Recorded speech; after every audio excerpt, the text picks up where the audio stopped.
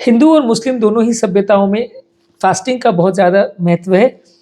मुसलमान हर साल रमज़ान महीना सेलिब्रेट करते हैं, जिसमें 1 महीने तक कंटिन्यूस निर्जल उपवास करते हैं। रात को 4 बजे खाते हैं, उसके बाद शाम को 6-7 बजे जब दिन ढलता है उसके बाद खाते हैं। हिंदू लोगों में भी नवरात्रियों के महीने में 10 दिन 12 दिन लोग कंटिन्यूस उपवास करते हैं, जिसमें कई लोग सुबह से शाम तक कुछ नहीं खाते, रात को ही खाते हैं। कई लोग निर्जल उपवास भी करते हैं कि पानी भी नहीं पीते, रात को एक टाइम खाते हैं या पूरे दिन भर में एक बार खाते हैं। तो हमारी गृहिणियाँ भी हिंदू सभ्यता में ऐसा होता है कि हाँ, अलग अलग क्वेश्चंस पे, चाहे करवा चौथ हो या कभी कोई देवी देवता का सेलिब्रेशन हो या कोई फेस्टिवल हो, काफ़ी बार ये लोग उपवास करते हैं। तो इसमें हार्ट पेशेंट्स के लिए क्या इश्यूज होते हैं, इस चीज़ों को आज डिस्कस करेंगे, क्योंकि हार्ट पेशेंट्स के पॉइंट ऑफ व्यू से क्या फास्टिंग करना उनके लिए एडवाइजेबल है या नहीं, और अगर वो फास्टिंग करते हैं तो क्या क्या चीज़ों का उनको ध्यान रखने की ज़रूरत है, क्या चीज़ों में उनको प्रॉब्लम्स आ सकती है, कौन से प्रैक्टिकल इश्यूज आते हैं, इस बारे में आज डिस्कस करेंगे। सबसे पहला और इम्पोर्टेंट चीज़ है कि अगर इस तरह का आपको कुछ भी प्लान करना है, खासकर अगर लंबी फास्टिंग करनी है, एक आध दिन का फास्टिंग तो फिर भी चलता है, लंबी फास्टिंग करनी है जैसे नवरात्रों के लिए या रमज़ान के लिए, तो आपको अपने हेल्थ केयर प्रोवाइडर से या अपने कार्डियोलॉजिस्ट के साथ डिस्कस करना ज़रूरी है कि आपकी बॉडी एक्सेप्ट करेगी कि नहीं। जिन लोग को सीवियर हार्ट फेलियर है, हार्ट का पंप फंक्शन बहुत ज़्यादा खराब है, जिन लोग को रिसेंट हार्ट अटैक आया है, एंजियोप्लास्टी हुई है, इस तरह के पेशेंट में यूजली पहले 1 साल हम एडवाइस करते हैं कि आप इस तरह की चीज़ें ना करिए, हेल्थ के लिए डेंजरस हो सकता है। कई बार सडनली खून पतला करने की दवाइयों का लेवल्स फ्लक्चुएट कर सकता है, कई बार आपकी ब्लड शुगर लेवल्स फ्लक्चुएट कर सकते हैं, कई बार आपकी बॉडी के ब्लड प्रेशर लेवल्स फ्लक्चुएट कर सकते हैं, कई बार ये भूख और प्यास का स्टिमुलस आपकी बॉडी को अलग तरह से, हार्मफुल तरह से अफेक्ट कर सकता है, बॉडी की क्लॉटिंग टेंडेंसी बढ़ सकती है। तो ये सारी चीज़ों को कैसे मैनेज करना है, कैसे काउंटर करना है, ये सारी चीज़ों को आपको पहले आपके कार्डियोलॉजिस्ट या डॉक्टर के साथ डिस्कस करना ज़रूरी है। बिना प्लान किए या बिना डिस्कस किए या बिना अपने रिस्क प्रोफाइल को समझे आप इस तरह का डिसीजन मत लीजिए, क्योंकि ये कई बार डेंजरस हो जाता है। ज़्यादातर मैं अपने पेशेंट को एटलीस्ट एडवाइस करता हूँ कि अगर रिसेंटली हार्ट अटैक हुआ है या एंजियोप्लास्टी हुई है तो पहले 1 साल एटलीस्ट रमज़ान का फास्टिंग या नवरात्रों की फास्टिंग मत करिए। 1 साल के बाद कर लीजिए, जब बॉडी पूरी तरह स्टेबल हो जाए, सारे पैरामीटर स्टेबल हो, तब करें तो ज़्यादा अच्छा है। नेक्स्ट है कि मेडिसिन को प्रिस्क्राइब तरह से ही लीजिए। देखिए, बाकी सब मेडिसिन में तो ज़्यादा फर्क नहीं पड़ेगा। 2 तरह की मेडिसिन में सबसे ज़्यादा दिक्कत आती है, एक शुगर की मेडिसिन और एक यूरिन बढ़ाने वाली मेडिसिन। इसमें सबसे बड़ा इशू होता है, यूरिन बढ़ाने वाली मेडिसिन को आपने अगर निर्जल उपवास के टाइम पे ले लिया तो बहुत बड़ी दिक्कत हो जाएगी, क्योंकि वो पेशाब बढ़ाते रहेगी और आपकी बॉडी बिल्कुल डिहाइड्रेट हो जाएगी, आपका मुंह सूखने लगेगा, और फिर अगर आपको सडनली बॉडी डिहाइड्रेट ज़्यादा हो जाएगी तो बीपी ड्रॉप हो जाएगा, पेशेंट अनकॉन्शियस हो जाएगा, हॉस्पिटल करना पड़ जाएगा उसको एडमिट। तो ये बड़ा डेंजरस इशू है कि अगर आप निर्जल उपवास वगैरह कर रहे हैं तो डेफिनेटली उस दिन आप डाययूरेटिक यानी यूरिन बढ़ाने वाली दवाएं ना लीजिए। कई और मेडिसिन है जैसे कि एल्डेक्टोन है, SGLT2 इनहिबिटर्स है, ये सब की भी साथ में थोड़ी डाययूरेटिक प्रॉपर्टीज हैं, तो उनको भी आप ध्यान से देखिए कि उनको लेना है कि नहीं और ले सकते हैं कि नहीं, क्योंकि ये आपको दिक्कत दे सकती है, बहुत ज़्यादा बॉडी को डिहाइड्रेट कर सकती है। नेक्स्ट है blood thinning medicine. Blood thinning medicine तो वैसे नॉर्मल अपने टाइम पे ले सकते हो, लेकिन एस्प्रिन का दिक्कत आता है, खासकर जिनका दोपहर का डोजिंग होता है, क्योंकि एस्प्रिन को नॉर्मली खाना खाने के बाद लिया जाता है, नहीं तो एसिडिटी होगी। तो वैसे केस में आप एस्प्रिन का डोज को रात को शिफ्ट कर सकते हो, रात के खाने के बाद, जब ज़्यादातर हिंदू और मुस्लिम दोनों में रात का खाना लोग पूरा खाते हैं, तो उसके आधे घंटे के बाद आप इस मेडिसिन को ले सकते हो ताकि वो एसिडिटी का प्रॉब्लम ना हो। तीसरा प्रॉब्लम आता है शुगर मेडिसिन का। शुगर मेडिसिन में सबसे बड़ा इशू क्या आता है कि हर मेडिसिन का एक क्रेस्ट और ट्रफ रहता है। मान लीजिए अगर आपने रमज़ान के लिए रात को 4 बजे खाना खाया और शुगर की मेडिसिन ली 7 बजे, तो 4 बजे खाना खाया तो शुगर लेवल पीक हो जाएगा 6 बजे, और दवाई का पीक एक्शन होगा 7 बजे खाने दवाई अगर खाएंगे तो 9 बजे दवा का पीक होगा, यानी 9 बजे शुगर लेवल कम हो जाएगा और 6 बजे शुगर लेवल बहुत बढ़ जाएगा। तो दोनों ही चीज़ें डेंजरस है। हर दवाई का एक क्रेस्ट और ट्रफ फिनोमिना होता है, जिसको आपको ध्यान रखने की जरूरत है कि किस टाइम पे दवा का सबसे पीक एक्शन होगा, उस टाइम पे सबसे ज़्यादा दिक्कत हो सकती है, शुगर सडनली लो हो सकता है। रमज़ान के महीनों में खासकर हम रिकमेंड करेंगे कि मॉर्निंग का डोज अगर शुगर का मेडिसिन का लेना है तो वो जब आप 4-5 बजे सुबह खाना खाते हो तो उससे आधा घंटे पहले ले लीजिए, ताकि शुगर लेवल्स को वो प्रॉपर्ली मैनेज कर सके। या शुगर का डोज मिस भी कर सकते हैं मॉर्निंग वाला, क्योंकि पूरे दिन भर आपका शुगर नहीं तो हाइपो में चला जाएगा।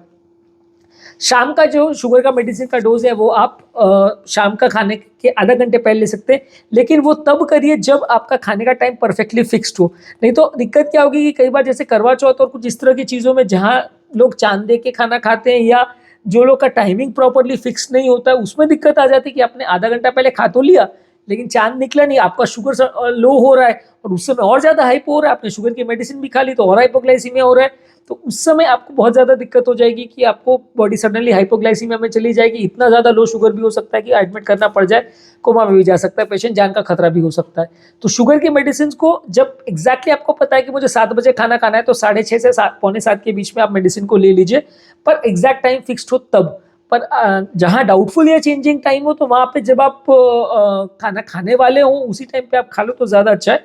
मॉर्निंग के डोज मेडिसिन का मे भी आप मिस कर सकते हो। रमज़ान और इस तरह के महीने में स्लाइटली थोड़ा हायर साइड पर अगर शुगर आप मेंटेन करो तो भी बुरा नहीं है, क्योंकि ये सारे ऐसे महीने हैं जहाँ हाइपोग्लाइसीमिया का ज़्यादा प्रॉब्लम होने का चांस रहता है। SGLT2 इनहिबिटर्स मेडिसिन का भी इस टाइम पर दिक्कत आ सकता है, क्योंकि SGLT2 इनहिबिटर मेडिसिन भी पूरे दिन भर में यूरिन में शुगर को लेवल्स को निकालती रहती है। तो नॉर्मल व्यक्ति जो नॉर्मल खाना खाता है उसको तो ये हाइपोग्लाइसीमिया नहीं करती है, लेकिन जहाँ अगर फास्टिंग आप कर रहे हो और आप डायबिटिक हो और आपका शुगर लेवल्स का कंट्रोल बहुत अच्छा नहीं है, तो वहाँ पे ये आपको सडन हाइपोग्लाइसीमिया कर सकती है, तो थोड़ा डेंजरस हो सकता है। तो ये दवा भी ले या नहीं ले, थोड़ा सा कॉन्ट्रोवर्शियल इशू है। सिवियर हार्ट फेलियर है तो डेफिनेटली लेना चाहिए। अगर पम्प फंक्शन काफ़ी अच्छा है तो फिर 1 महीना के लिए आप उसको स्किप भी कर सकते हैं तो चलेगा। नेक्स्ट है कि जब आप फास्टिंग नहीं कर रहे हैं उस समय आपका हाइड्रेशन अच्छा मेंटेन करिए। हार्ट पेशेंट में हाइड्रेशन का बड़ा दिक्कत है, इसलिए निर्जल उपवास या रमज़ान की फास्टिंग इसलिए थोड़ी सी डेंजरस हो जाती है क्योंकि इस टाइम पे बॉडी अगर डिहाइड्रेट हो जाती है तो डिहाइड्रेशन से ब्लड प्रेशर ड्रॉप होता है जिससे दिक्कत होती है, या डिहाइड्रेशन से क्लॉटिंग टेंडेंसी बढ़ जाती है उससे और दिक्कत होती है। तो हार्ट अटैक होने का या लकवा होने का चांस या क्लॉट बनने का चांस और कई गुना बढ़ जाता है। तो डिहाइड्रेशन वैसे भी अवॉइड कीजिए अगर उपवास के टाइम भी आप करना चाहो। बाकी टाइम पर ज़्यादा पानी पीजिए ताकि आपका बॉडी पूरी तरह से डिहाइड्रेट नहीं हो और बॉडी में दिन भर में जो टॉक्सिन्स इकट्ठा हुए हैं वो फ्लश आउट हो जाए, नहीं तो आपको बाकी टाइम दिक्कत ज़्यादा आएगी। नॉन फास्टिंग आवर्स में आपको पानी ज़्यादा पीना है, यानी शाम को व्रत तोड़ने के बाद आपको ज़्यादा पानी पीना है जब तक आप नेक्स्ट डे का उपवास नहीं करते हो। तो नेक्स्ट है कि जब आप व्रत तोड़ भी रहे हैं या उपवास तोड़ भी रहे हैं या आप रमज़ान का फास्टिंग तोड़ भी रहे हैं तो उस टाइम पे भी आपको हेल्दी खाना खाना है। उस समय ऐसा मत करिए कि यार जो सब खा रहे हैं, चाहे समोसा कचौरी हो, जलेबी हो, मिठाई हो, कुछ भी हो, आपने उस टाइम पे वो बहुत ज़्यादा खा लिया, बहुत ज़्यादा खजूर खा लिया, तो उस तरह की चीज़ों को मत करिए। बहुत ज़्यादा उस समय हेल्दी डाइट को आपको मेंटेन करना है। उस समय अगर आपने बहुत ज़्यादा हाई ग्लाइसेमिक इंडेक्स वाली चीज़ें खा ली तो sugar level suddenly shoot up हो जाएगा, तो आपको दिक्कत होगी। बहुत ज़्यादा ऑयली या कोलेस्ट्रॉल वाला फूड खा लिया तो वजन बढ़ने लगेगा, कोलेस्ट्रॉल लेवल बढ़ जाएगा, वो अपने आप में डेंजरस होगा। तो अगर आप जब फास्टिंग तोड़ भी रहे हैं तो उस टाइम पे भी आपको न्यूट्रिशियस खाना खाना है, फाइबर रिच कंटेंट वाला चीज़ें ज़्यादा खानी है, साग सब्जी वगैरह ज़्यादा खानी है, ऑयली जंक फूड या तेल में बनी हुई चीज़ें कम लेनी है अगर आप हार्ट पेशेंट हो, क्योंकि जितना फ़ायदा होगा या नहीं होगा आपको यह करने से, कई बार अगर कोई हार्ट अटैक आ गया या इस तरह का प्रॉब्लम हो गया, कोलेस्ट्रॉल लेवल बहुत बढ़ गया तो बहुत दिक्कत हो जाएगा। इस टाइम पे कोलेस्ट्रॉल का मेडिसिन तो रेगुलर बेसिस पे लेना चाहिए, क्योंकि कोलेस्ट्रॉल लेवल अगर कम भी हो गया तो भी इतना कोई फर्क नहीं पड़ेगा। कोलेस्ट्रॉल लेवल ज़्यादातर केस में अगर ऑयली फूड खाते हैं तो थोड़ा सा बढ़ेगा ही इस टाइम पे। ज़्यादातर कितना कोलेस्ट्रॉल लेवल है उसकी मेडिसिन का या ब्लड थिनिंग वाली मेडिसिन में तो कोई डोज में ज़्यादा फर्क नहीं करने की ज़रूरत है, लेकिन हाँ शुगर वाली मेडिसिन में और एस्पिरिन मेडिसिन में या पेशाब बढ़ाने वाली दवाइयाँ, ये सबसे बड़ा ट्रिकी इशू हो जाता है जो आपको फास्टिंग के टाइम ज़्यादा ध्यान रखने की ज़रूरत है। नेक्स्ट इंपॉर्टेंट टिप है कि जब भी आप फास्टिंग तोड़ रहे हैं तो किसी लाइट मील के साथ उसको तोड़िए या हल्का खाना खा के उसको तोड़िए, जिसमें आप पानी लीजिए ज़्यादा, खजूर या इस तरह की चीज़ें जो कॉम्प्लेक्स कार्बोहाइड्रेट है और प्रोटीन रिच फूड स्टफ है वो आप लीजिए। उस समय अगर आपने बहुत ज़्यादा ऑयली और हाई ग्लाइसेमिक इंडेक्स वाले फूड ले लिए तो सडनली शुगर पीक पे चला जाएगा और 200 300 400 शुगर चला जाएगा और फिर उसके टाइम आपका इंसुलिन प्रोडक्शन सडनली बढ़ेगा, जो कि हेल्थ के लिए अच्छा नहीं है। इस तरह के शुगर फ्लक्चुएशंस हेल्थ के लिए बहुत अच्छा नहीं माने जाते हैं। तो आपको उस समय ऐसी चीज़ों के साथ आपका फास्ट तोड़ना है जो कंपेरेटिवली लाइट है या कंपेरेटिवली एनर्जी गिविंग है, ज़्यादा जंक नहीं है और ज़्यादा देर तक पेट में रहेगा। ज़्यादा साग सब्जी अगर ज़्यादा खाइए तो बॉडी में फाइबर कंटेंट भी देगा, फ्लूइड को भी अच्छा रिटेन करेगा, आपको कॉन्स्टिपेशन या इस तरह का प्रॉब्लम्स भी नहीं होगा और आपको बार बार भूख भी नहीं लगेगी, तो वो भी एक आपको एडिशनल प्रॉब्लम नहीं रहेगा। तो हाई फाइबर कंटेनिंग चीज़ें या साग सब्जी फल वगैरह की चीज़ें ज़्यादा खाइए तो ज़्यादा अच्छा है। कुछ लोगों को इस टाइम पे एसिडिटी का प्रॉब्लम भी कई बार हो जाता है, तो एसिडिटी का एक एडिशनल इशू है। अगर आप चाहो तो एक एक्स्ट्रा एंटासिड या प्रोटॉन पंप इनहिबिटर इस तरह की मेडिसिन ले सकते हो, क्योंकि लंबे समय तक फास्टिंग करना और खासकर अगर आप एस्पिरिन ले रहे हो तो एसिडिटी का प्रॉब्लम ज़्यादा होने का चांस रहता है। तो आप एसिडिटी कम करने की मेडिसिन ले सकते हैं, नहीं तो दिन भर आपको छाती में जलन होती रहेगी, एसिडिटी से आप परेशान रहोगे, उसमें आपको दिक्कत होगी। हाई फैट और हाई शुगर वाली फूड्स को नहीं लेना है, क्योंकि ये आपकी बॉडी को एक तरह से डिहाइड्रेट भी करते हैं। और फ्राइड फूड्स है, पेस्ट्रीज है, स्वीट्स है, शुगर कंटेनिंग ड्रिंक्स है, ये सारी चीज़ें आपको अवॉइड करनी है एज फार एज पॉसिबल। क्योंकि आप दिन भर फास्टिंग करते हो तो उसके बाद शाम को सडनली अगर आपने ब्रेक फ्री किया और बहुत ज़्यादा उस टाइम पे अगर फैट और शुगर वाली चीज़ खा लिया, तो कभी आपका शुगर लेवल बहुत कम हो जाएगा, कहीं शुगर लेवल बहुत हाई हो जाएगा, तो बॉडी को उसको मैनेज करना बहुत ज़्यादा मुश्किल होगा। खासकर अगर जिन लोग का हार्ट फंक्शन बहुत ज़्यादा वीक है, खासकर जिन लोग का अगर रिसेंटली एंजियोप्लास्टी हुआ है, तो उस पेशेंट्स के लिए ज़्यादा डेंजरस हो जाएगा। तो आपको इसको थोड़ा प्रॉपरली मैनेज करना आना चाहिए। और प्रॉपरली उसको, अगर एंजियोप्लास्टी अगर रिसेंटली अगर हुआ हो तो उसमें थोड़ा अवॉइड ही करें आप ये सब चीज़ों को, तो ज़्यादा अच्छा है। नेक्स्ट इंपॉर्टेंट चीज़ है कि आप दिन भर में फास्टिंग अगर कर रहे हो और आप कुछ भी नहीं खा रहे हो, तो उस टाइम पे आप ओवर एक्सर्ट मत करिए, रेस्ट करिए जितना ज़्यादा पॉसिबल हो। बीच बीच में आप सोने के लिए भी जा सकते हैं, कोई ठंडी जगह पर भी आप बैठ के बॉडी को रेस्ट दे तो ज़्यादा अच्छा है। उस दौरान बॉडी बहुत ज़्यादा गर्मी के एक्सपोजर में आए, बहुत ज़्यादा डिहाइड्रेटेड हो जाए, तो वो भी अच्छा नहीं है। उस समय अगर आप बॉडी को आप ओवर एक्सर्ट करेंगे तो आपको फास्टिंग का मैनेज करना और ज़्यादा मुश्किल पड़ेगा। नेक्स्ट इंपॉर्टेंट चीज़ है कि सिम्टम्स को प्रॉपरली मॉनिटर करिए। अगर कोई भी प्रॉब्लम पेशेंट को होती है कि धड़कन बढ़ रही है, पैल्पिटेशन हो रहा है, चक्कर हो रही है, बेहोशी हो रही है, छाती में दर्द हो रहा है, सांस फूल रही है, कोई भी हार्ट रिलेटेड अगर सिम्टम्स हो रहा है, तो डेफिनेटली आपको जाकर डॉक्टर को मिलने की ज़रूरत है।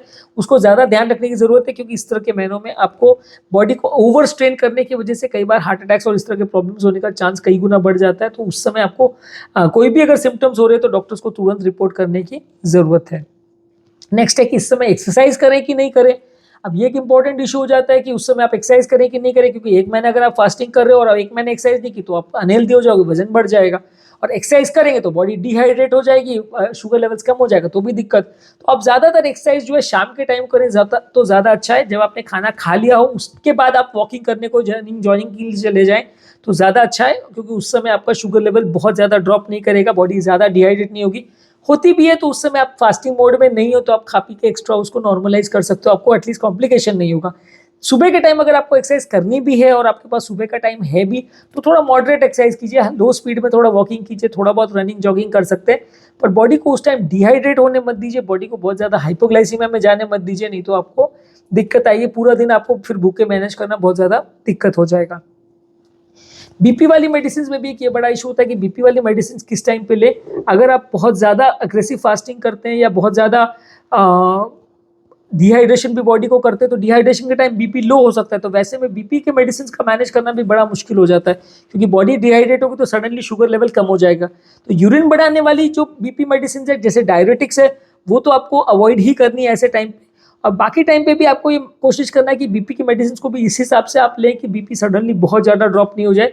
बीच में आप चेक भी कर सकते हैं। कई बार बहुत ज़्यादा भूख लगने की वजह से या घबराहट या एंग्जाइटी होने की वजह से बीपी शूटअप भी हो सकता है, तो वो भी डेंजरस है। तो वो सब मामलों में आपको ब्लड प्रेशर को भी प्रॉपरली ध्यान रखने की ज़रूरत है। फास्टिंग को तोड़ने के बाद आप बहुत ज़्यादा सॉल्ट या बहुत ज़्यादा सोडा कंटेनिंग चीज़ें भी मत लीजिए। कई बार क्या होता है कि लोग इस समय नमक वाली चीज़ें बहुत ज़्यादा लेते हैं, सोडा ज़्यादा ले लेते हैं, उससे भी हार्ट अटैक होने का चांस, हार्ट फेलियर होने का चांस, बीपी बहुत ज़्यादा बढ़ जाने का चांस, ये सब बढ़ जाता है। तो ये आपको थोड़ा सा ध्यान रखने की ज़रूरत है कि जब आप फास्टिंग तोड़ दे तो उस समय एज अ कंपनसेटरी रिस्पॉन्स आप बहुत ज़्यादा नमक या सोडा कंटेनिंग चीज़ें नहीं ले, क्योंकि हेल्थ के लिए ज़्यादा डेंजरस है। तो आज का टॉपिक में हमने रमज़ान के महीने में या नवरात्रों के टाइम पे हार्ट पेशेंट्स को क्या क्या चीज़ों का ध्यान रखने की ज़रूरत है उस बारे में बात की। यदि इस टॉपिक को संबंधित आपकी कोई कमेंट्स, क्वेरी, सजेशन है, कोई और टॉपिक्स पर आप चाहते हैं वीडियोस बनाए, कोई पेशेंट रिलेटेड क्वेरीज है, तो नीचे कमेंट सेक्शन में उनके बारे में बताइए, हम उन्हें कवर करने का प्रयास करेंगे। अंत में मैं डॉक्टर नवीन अग्रवाल तहे दिल से आपका शुक्रिया अदा करूंगा कि आपने इस टॉपिक को एंड तक देखा। जो लोग हमारे चैनल पे नए हैं उन्हें रिक्वेस्ट करूंगा कि चैनल को सब्सक्राइब करें। ऐसा करने से चैनल को कंटिन्यू करने के लिए हमें मोटिवेशन और इंस्पिरेशन मिलती है, और जब भी हम कोई नया कंटेंट अपलोड करते हैं या कोई लाइव सेशन करते हैं तो आपको उसका नोटिफिकेशन तुरंत मिल जाता है। जो लोग हमारे चैनल पे बहुत ज़्यादा डिटेल वीडियोज़ है, ढूंढने में दिक्कत होती है, तो उनके लिए रेगुलर बेस पे हम सारे टॉपिक्स को प्लेलिस्ट में डिवाइड कर देते हैं, जैसे BP, sugar, cholesterol, heart attack, heart failure, सब प्लेलिस्ट बने हुए हैं। जिस टॉपिक से रिलेटेड आपको वीडियोज़ चाहिए उस स्पेसिफिक प्लेलिस्ट पर जाइए, तो आपको ज़्यादा रेलेवेंट कंटेंट मिलेगा, ढूंढने की मेहनत नहीं करनी पड़ेगी। और जो लोग हमारे चैनल पे ज़्यादा टॉपिक्स को डिटेल में नहीं देखना चाहते, उनके रेगुलर बेस पे हम यूट्यूब शॉर्ट्स अपलोड कर रहे हैं, जिसमें सारे टॉपिक का 1 मिनट समरी हम आपको देते हैं। ये सारे शॉर्ट्स को आप हेल्थ टिप्स की तरह से ले सकते हैं। इनको हम फेसबुक और इंस्टाग्राम में रील में भी अपलोड कर रहे हैं, आप वहाँ पे भी हमें फॉलो कर सकते हैं। और ये सारे रील्स को आप अपने फ्रेंड्स और रिलेटिव्स के साथ भी शेयर कर सकते हैं, तो उन्हें भी कार्डियक पर्सपेक्टिव से बहुत अच्छी हेल्थ की टिप्स मिल जाया करेंगी, और ज़्यादा ढूंढने की या ज़्यादा चीज़ों को रिसर्च करने की उनको मेहनत पर माथापच्ची नहीं करनी पड़ेगी।